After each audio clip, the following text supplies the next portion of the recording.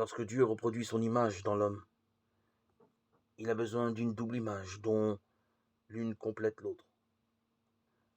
L'homme et la femme, le père et la mère.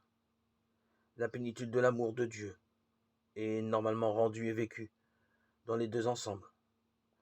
Dans le Seigneur, dit Paul, l'homme ne va jamais sans la femme et la femme jamais sans l'homme.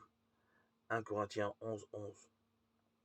Pour représenter d'un côté l'amour fort de Dieu et de l'autre côté sa tendresse. Il est nécessaire que l'homme et la femme s'unissent ici-bas et soient féconds, comme Dieu est fécond en son amour.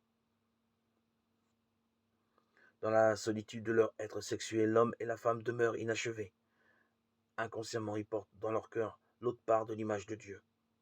Chaque homme, en effet, possède en lui un pôle féminin et chaque femme un pôle masculin.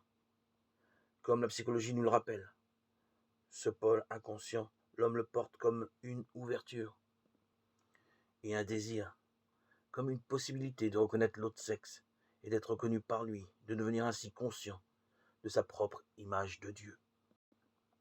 L'homme a besoin de tendresse et de sollicitude, la femme de force et de solidité. L'apaisement que tout homme reçoit dans l'amour va plus loin que lui-même. Il est vécu à l'image et à la ressemblance de Dieu. Il désigne celui dont il exprime quelque peu le fond le plus incompréhensible dans un signe non ambigu.